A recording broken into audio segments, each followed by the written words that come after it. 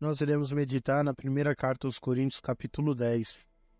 Se você puder pegar a sua Bíblia, para juntos meditarmos na palavra do Senhor, o apóstolo Paulo, ele escreve essa carta à igreja de Corinto, porque dentro da igreja, alguns imaginavam estar seguros de sua salvação, porque haviam se arrependido, sido batizados, eles participavam das ordenanças cristãs, como até mesmo a ceia. Segundo eles, nada que fizesse poderia separar eles de Cristo. Eles podiam participar das festas idólatras e ainda serem salvos. E essa é a razão porque Paulo ele faz essa afirmação no capítulo 9, versículo 27, trazendo ele como exemplo. E ele agora lhes mostra que Israel também tinha uma ordenanças sagradas no deserto, semelhante a dos cristãos, que independentemente de tudo aquilo que eles passaram, nós vemos que Deus os eliminou e os destruiu no deserto. Aquela geração que saiu do Egito, somente 2 entraram na terra prometida, né? Então nós vemos Paulo ele trazendo o exemplo do Antigo Testamento, mostrando que são as mesmas coisas, passaram pelas mesmas coisas que os coríntios haviam passado, só que eles pereceram no deserto e não entraram na terra prometida. E Paulo vai dizer aqui no versículo 1, ora, irmãos, não quero que ignoreis que nossos pais estiveram todos debaixo da nuvem, todos passaram pelo mar. O que Paulo quer dizer? Que os israelitas, eles foram totalmente dominados pela nuvem e pela presença de Deus, né? No verso 2 nós vamos ver que isso se chama batismo na nuvem. Diz aqui no versículo 2, tendo sido todos batizados em Moisés, tanto na nuvem como no mar. Quer dizer, aquela passagem deles pelo mar representa o batismo, né? A libertação do Egito, e eles passam pela água, né? Pelas águas do batismo, né? Através daquela travessia do mar. E Paulo vai dizer aqui no versículo 2, no versículo 3, todos comeram de um mesmo manjar espiritual. Quer dizer, aqui ele traz a representação, o manjar espiritual, que era o maná.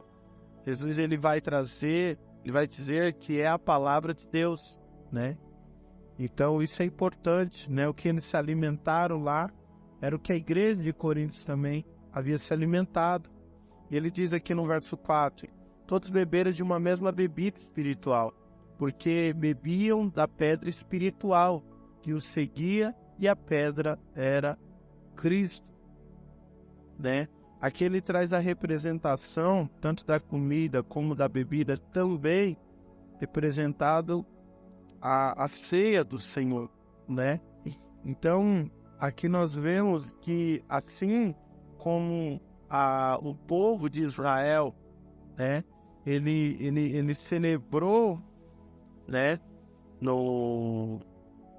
Tanto do manjar, do maná espiritual, como da pedra espiritual, da água que saía da pedra, que representa, trazendo para o Novo Testamento, traz a representação da ceia do Senhor, né? Eles foram libertos, eles foram batizados, eles participaram, né? Da ceia do Senhor, né? No Velho Testamento, comeram do maná, beberam da água que saía da pedra espiritual que representa Cristo. E nós vamos ver que mesmo eles passando por tudo isso, nós vemos que eles pereceram no deserto, né? E não conseguiram entrar na terra prometida. Somente duas pessoas entraram. Então, isso daqui é um alerta de Paulo para a igreja de Corinto, né? É um alerta de Paulo para a igreja de Corinto. E ele vai dizer aqui o que aconteceu com esse povo de Israel. Mas Deus não se agradou da maior parte deles, pelo que foram prostrados no deserto. Aqui Paulo, ele ele diz que Deus ele não se agradou da maior parte deles. Porque quando Deus ele pediu para Moisés enviar os espias para olharem a terra prometida, a palavra de Deus ela vai dizer que somente 2 creram no Senhor. E aqueles 10 que voltaram, eles inflamaram o povo e levaram o povo à incredulidade. Né? E o povo se voltou contra Moisés, o povo se voltou contra Deus. Tamanha incredulidade. Então Deus ele não se agradou daquele povo, até mesmo por atitudes que eles tomaram, né? No momento, como nós vamos ver mais para frente, quando Moisés subiu ao monte para orar ao Senhor. Então, aqui nós vemos que somente 2 pessoas elas entraram na terra prometida. E diz aqui no versículo 6, essas coisas foram figuras para nós, para que não cobicemos as coisas más, como eles cobiçaram. Quer dizer, eles cobiçaram, eles estavam vivendo uma vida insatisfeita, né? Eles estavam cada vez mais, né, cobiçosos, né? Eles estavam desejando aquilo que era ruim, aquilo que era má, aquilo que desagradava a Deus. Isso que o povo de Israel, esse é o comportamento do povo de Israel. Então Paulo ele fala no versículo 6 que Deus ele deixou aquilo escrito, a queda daquele povo, como um símbolo, né? Como uma figura, né? Os castigos impostos a Israel serão impostos aos cristãos se eles se rebelarem e seguirem o exemplo do pecado de Israel. Quer dizer, vai acontecer a mesma coisa. Nós vemos que um dos pecados de Israel foi a cobiça. E diz aqui no versículo 7, não vos façais, pois, idólatras, como alguns deles, conforme está escrito. O povo assentou-se para comer e beber, e levantou-se para se divertir. Quer dizer, o povo, ele, além dele, quando Moisés subiu ao monte para falar com o Senhor, e o povo falou assim, não, eles estão demorando. Pediu para Arão construir um bezerro de ouro, né? Para eles adorarem. E Arão fez isso, né? Com aquilo que havia trazido do Egito. E eles ali adoraram o bezerro de ouro, né? E ali eles festejaram e se prostituíram diante daquela festa, diante daquela idolatria, né? Então, além deles cobiçarem as coisas más, eles idolatraram, eles se prostituíram, né? Quer dizer, o povo se desviou totalmente. Olha que coisa. E a igreja de Corinto estava tomando esse mesmo caminho. O mesmo caminho que Israel tomou para a queda, para a destruição, era o mesmo caminho que alguns da igreja de Corinto estavam também caminhando na mesma direção. E Paulo ele vai dizer aqui no versículo 8, não nos prostituamos, como alguns deles fizeram, e caíram mortos em um só dia, 23.000. Quer dizer, isso daqui é forte. 24.000, incluindo os muitos líderes cuja cabeça foi pendurada perante o Senhor, e os 23.000, né, que morreram na praga, lá em Números, capítulo 25, do verso 1 ao 9. Nós vemos aqui que o povo inclinou-se, né, à prostituição, e Paulo falou, não nos prostituamos, quer dizer, porque a idolatria, ela é uma prostituição espiritual, né, adoração a outros deuses. E ele diz aqui no versículo 9, não tentemos a Cristo, como alguns deles, nós iremos meditar na primeira carta aos Coríntios, capítulo 10.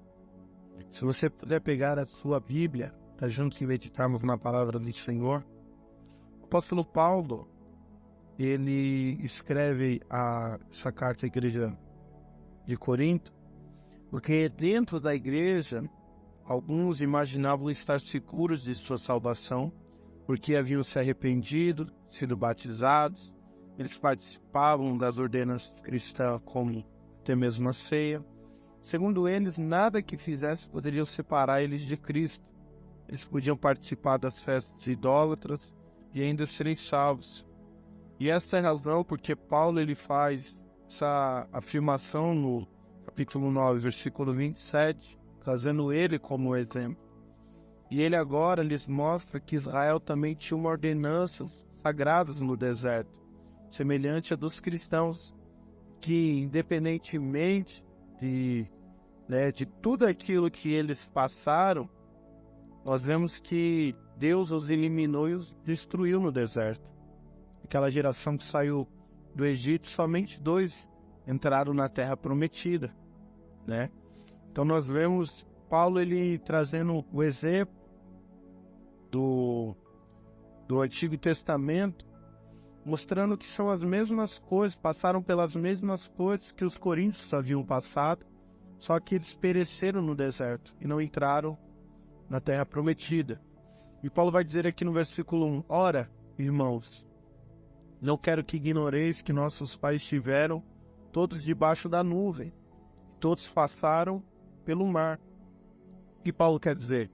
Que os israelitas, eles foram totalmente dominados pela nuvem e pela presença de Deus, né? No verso 2 nós vamos ver que isso se chama batismo na nuvem. Diz aqui no versículo 2, tendo sido todos batizados em Moisés, tanto na nuvem como no mar. Quer dizer, aquela passagem deles pelo mar representa o batismo, né? A libertação do Egito, eles passam pela água, né? Pelas águas do batismo, né? Através daquela travessia do mar. E Paulo vai dizer aqui no versículo 2, no versículo 3, todos comeram de um mesmo manjar espiritual. Quer dizer, aqui ele traz a representação, o manjar espiritual, que era o maná. Jesus ele vai dizer que é a palavra de Deus, né? Então isso é importante, né? O que eles se alimentaram lá era o que a igreja de Corinto também havia se alimentado. E ele diz aqui no verso 4, todos beberam de uma mesma bebida espiritual, porque bebiam da pedra espiritual que os seguia, e a pedra era Cristo, né? Aqui ele traz a representação tanto da comida como da bebida, também representado a ceia do Senhor, né? Então aqui nós vemos que assim como o povo de Israel, né? Ele celebrou, né? Tanto do manjar, do maná espiritual, como da pedra espiritual, da água que saía da pedra, que representa, trazendo para o Novo Testamento, traz a representação da ceia do Senhor, né? Eles foram libertos, eles foram batizados, eles participaram, né? Da ceia do Senhor, né? O Velho Testamento, comeram do maná, beberam da água que saía da pedra espiritual que representa Cristo. E nós vamos ver que mesmo eles passando por tudo isso, nós vemos que eles pereceram no deserto, né? E não conseguiram entrar na terra prometida, somente duas pessoas entraram. Então, isso daqui é um alerta de Paulo para a igreja de Corinto, né? É um alerta de Paulo para a igreja de Corinto. E ele vai dizer aqui o que aconteceu com esse povo de Israel. Mas Deus não se agradou da maior parte deles, pelo que foram prostrados no deserto. Aqui Paulo, ele diz que Deus ele não se agradou da maior parte deles. Porque quando Deus ele pediu para Moisés enviar os espias para olharem a terra prometida, a palavra de Deus ela vai dizer que somente 2 creram no Senhor. E aqueles 10 que voltaram, eles inflamaram o povo e levaram o povo à incredulidade, né? E o povo se voltou contra Moisés, o povo se voltou contra Deus, tamanha incredulidade. Então Deus, ele não se agradou daquele povo, até mesmo por atitudes que eles tomaram, né? No momento, como nós vamos ver mais para frente, quando Moisés subiu ao monte para orar ao Senhor. Então, aqui nós vemos que somente 2 pessoas, elas entraram na terra prometida. E diz aqui no versículo 6, estas coisas foram figuras para nós, para que não cobicemos as coisas más como eles cobiçaram. Quer dizer, eles cobiçaram, eles estavam vivendo uma vida insatisfeita, né? Eles estavam cada vez mais, né, cobiçosos, né? Estavam desejando aquilo que era ruim, aquilo que era má, que desagradava a Deus. Por isso que o povo de Israel, esse é o comportamento do povo de Israel. Então Paulo, ele fala no versículo 6 que Deus, ele deixou aquilo escrito, a queda daquele povo, como um símbolo, né? Como uma figura, né? Os castigos impostos a Israel serão impostos aos cristãos.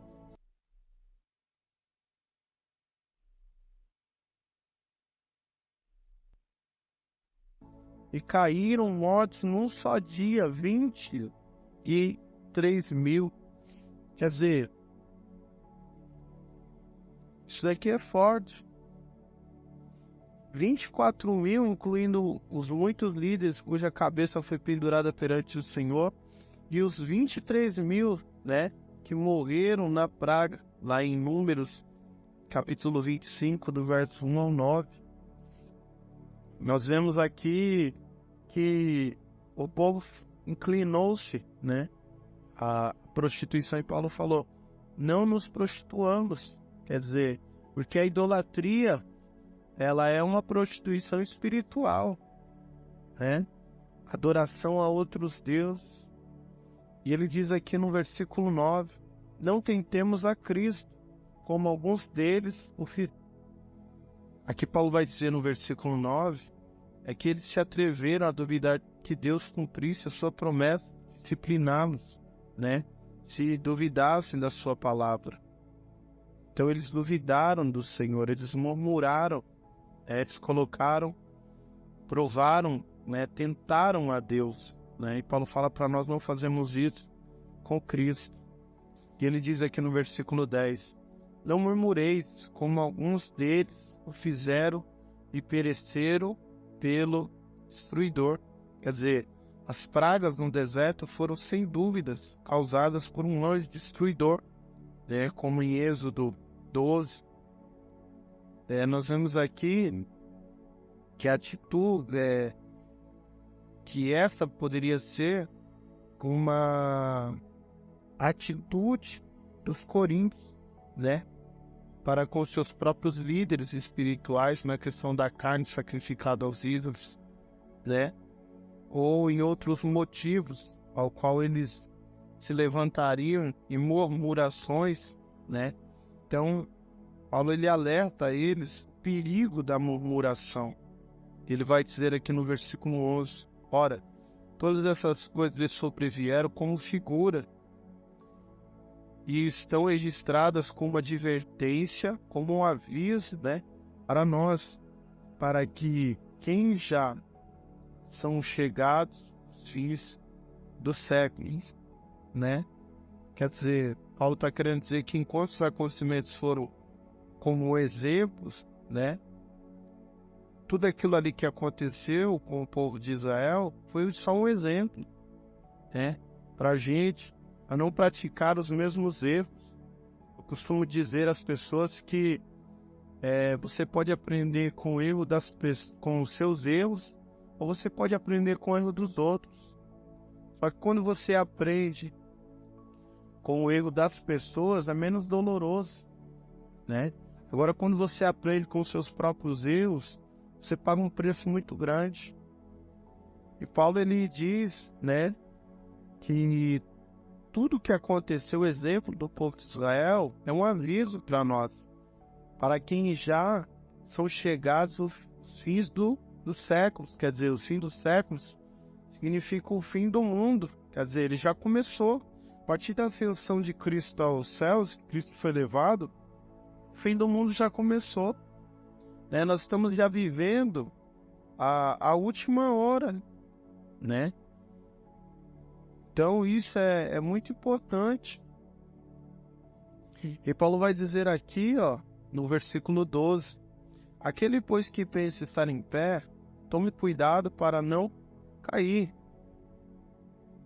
Quer dizer, haviam pessoas dentro da igreja que eles estavam indo ao templo pagão, comendo comidas sacrificadas aos ídolos, porém eles achavam que eles estavam fortes, eles achavam que eles estavam seguros, que eles, mesmo praticando esses atos, usando a sua liberdade e os seus direitos de maneira errada, né, eles achavam que eles nunca poderiam cair, achavam que poderiam comer, né, dos frutos, da carne sacrificada aos ídolos, ir ao templo pagão, sair do templo pagão, né, e ir ao culto, e de maneira nenhuma eles iriam, né, tropeçar ou cair em pecado. Mas Paulo, ele traz esse alerta, né? Aquele que, pois, que pensa está em pé, não é o que está em pé, é o que pensa. Porque aquele que pensa que está em pé, ele já está caído, ele já caiu, é só questão de tempo. Ele fala assim, tome cuidado para não cair.